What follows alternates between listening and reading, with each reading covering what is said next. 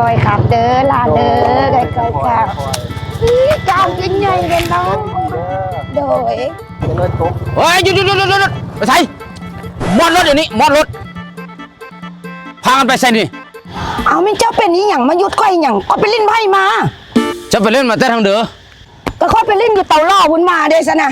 จะแม่นจะอืดบอลลิ้นเนาะลิ้นอยู่เต่าล้อเนาะแล้วบางนี่มันแม่นผู้เด้อบ่คือได้มานำกันฮะ ก็น้องฮักพ่อกันอยู่วงไพ่หั่นล่ะน้องเขาขันอาสามาส่งก็เลยว่ามา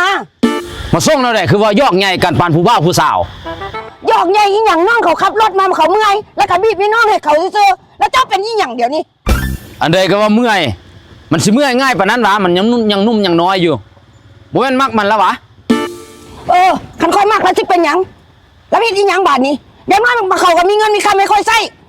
ไปเฝ้าค่อยลิ้นบอกลิ้นไพ่อีกแล้วคือเจ้าเฮ็ดหยังนี่บ่คุยกับโป๊ะบ่เฮ็ดหยังแต่ละมือน่ะฟอกง่ายกินน้ำตาให้แต่นานี่อันนี้น่ะเขามีเงินมีคำไม่ค่อยใส่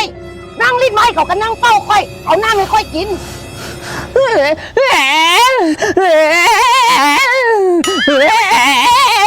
บ้านเมืองเอ้ยเป็นอย่างเมียค่อยก็เป็นอย่างนี้เนาะ เด้บ่เฮ็ดหยังมีแต่ให้แม่อยู่หั่นแหละให้อย่างนั้นก็มีแต่ให้อย่างนั้นก็มีแต่ให้คนที่ให้น่ะ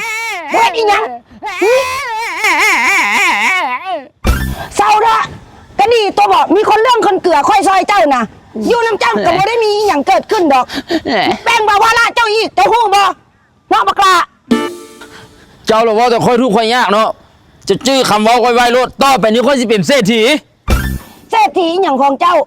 คนเฮาน่ะสิเป็นเศรษฐีน่ะมันบ่ได้มีโอกาสง่ายๆเด้อสิบอกให้ เจ้าสิฮู้เบอย่างเจ้าหันไปนั่งเฝ้าแต่วงไพ่เดี๋ยวนี้นะเลขไอเต็กนะมันออกวันจันทร์หาวันศุกร์นะโอกาสที่ค่อยจะเป็นเศรษฐีนะมีหลายขึ้นเอฟเลขไอเต็กจัดให้สายเสี่ยงโชคออกทุกมื้อวันจันทร์หาวันศุกร์พิเศษซื้อวันอังคารออกวันอังคารซื้อวันพฤหัสออกวันพฤหัสเฉพาะแอปเลขไอเต็กเท่านั้นเริ่มต้นงวดวันที่2เมษายน2026เป็นต้นไปนอกนั้นแอปเลขไอเต็กนะยังจัดโปรโมชั่นหลากหลายบ่ว่าจะซื้อเป็นเลข2ตัว3ตัวปิ้นหรือ3ตัวสลับซื้อจังใดกระทึกพิเศษซื้อเองลุ้นทันทีได้ลุ้นเป็นเศรษฐีทันที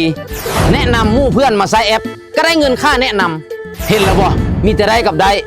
มีระบบแอปเลขไอเต็กนะเคี่ยวเฝ้าไปดาวน์โหลดมาใช่ไหม โอ้เจ้าก็รู้ดีหลายปานนี้มึงเนาะขนาดเจ้าอยู่ให้อยู่นานป่านนี้นะ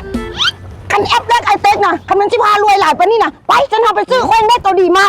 บักละกลับไปอันนั้นเปาล่อคือเก้าเจ้านะเลยสิไปซื้อเลข มึงเอ้ยหลอกกูมาทรงละล่าเนาะน่ะ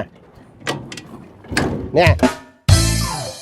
ไผอยากรวยเป็นเศรษฐีเงินตื้อฟังทางนี้แอปเลขไอเต็กจัดให้สายเสี่ยงโชคออกทุกมื้อจันทร์หาศุกร์พิเศษซื้อวันอังคารออกวันอังคารซื้อวันพฤหัสออกวันพฤหัสเฉพาะแอปเลขไอเต็กเท่านั้นเริ่มต้นงวดวันที่2เมษายน2026เป็นต้นไปนอกนั้นแอปเลขไอเต็กยังจัดโปรโมชั่นหลากหลายบอกว่าจะเป็นซื้อเลข2ตัว3ตัวปิ้นและ3ตัวสลับซื้อจังใดกระทึกแนะนำหมู่เพื่อนมาใช้แอปก็ได้เงินค่าแนะนำเห็นบ่พี่น้องแอปเลขไอเต็กมีแต่ได้กับได้ดาวน์โหลดมาใช้เลยที่ App Store และ Play Store เย้